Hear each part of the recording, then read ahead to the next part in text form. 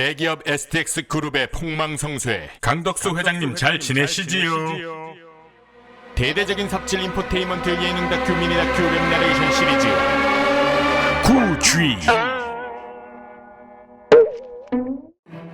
대기업 하면 어디가 떠오르나? 삼성, LG, 현대, SK 등등 우리에게 친숙한 대기업들. 대기업의 기준은 자산 총액 5조 원 이상의 국내 기업들로 2018년 기준 대기업 수는 57개사, 계열사 수는 1991개사이다. 그런데 혹시 STX라는 회사가 대기업이었다는 사실을 아는가? 그리고 그 STX 그룹이 2006에서 2010년 사이 젊은 청년들의 입사 희망 순위권 안에 항상 들어있었다는 것을 아는가? 신입사원이 되면 2주 동안 크루즈를 타고 중국 도시 연수를 떠나고 연봉 또한 그 당시 초봉이 4천 수준. 지금부터 아는 사람은 알고 모르는 사람은 모르는 전설의 대기업 STX 그룹의 폭망성쇠와 STX 그룹을 이끈 월급쟁이 출신 샐러리맨 신호와 강덕수 회장에 대해 알아보자.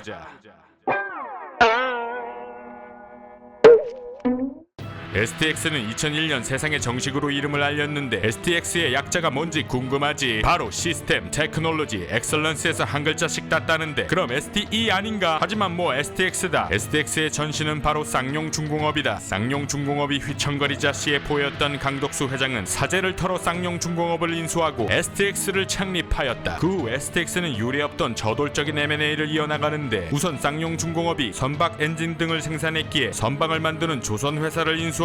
그것이 바로 당시 법정 관리 중이던 대동조선. 강 회장은 여기서 만족하지 않고 2002년 산단에너지를 인수, STX 에너지로 2004년 범양상선을 인수한다. 이 범양상선은 한때 STX 페노션으로 불리우다가 현재는 하림그룹으로 넘어가 페노션 주식회사가 되었는데 강 회장이 그린 STX 세계 재패의 꿈을 꾸게 만든 것도 이 범양상선 STX 페노션이었다. STX 그룹 내에서 선박의 엔진, 부품부터 시작하여 선박 건조, 그리고 해운까지 아우르는 수직 계열화를 뿌리로 STX 엔진, STX 중공업, STX 건설, STX 조선해양, STX 페노션, STX 에너지, STX 전력, STX 솔라, STX 대련, STX 유럽까지 쭉쭉쭉쭉쭉. 강덕수 회장은 천운이었는지 아니면 폭망의 징조였는지 수직 계열화의 정점에 있던 페노션의 주 업무인 해운업이 전 세계적으로 엄청난 호황을 누리기 시작하면서 낙수 효과, 폭포 효과로 수직 계열화의 장점을 아주 톡톡히 보게 되면서 STX는 그야말로 대기업 반열에 우뚝 서게 되고 강덕수 회장은 대한민국 재벌 순위 11위에 안착하게 된다. 눈에서 레이저가 나올 것 같은 강렬한 눈빛이 매력인 강덕수 회장의 선견지명 탓이었을까? STX는 사들인 회사가 복덩이의 금덩이가 되어 그룹 전체의 자산이 순식간에 불어나게 되고 STX 페노션은 STX 조선에게 선박 발주를, STX 조선은 STX 엔진 등에게 선박 엔진 및 부품 등을 발주하게 되어 어깨동무하고 다같이 룰루랄라. 하지만 강 회장의 레이저는 거기서 멈췄어야 했다.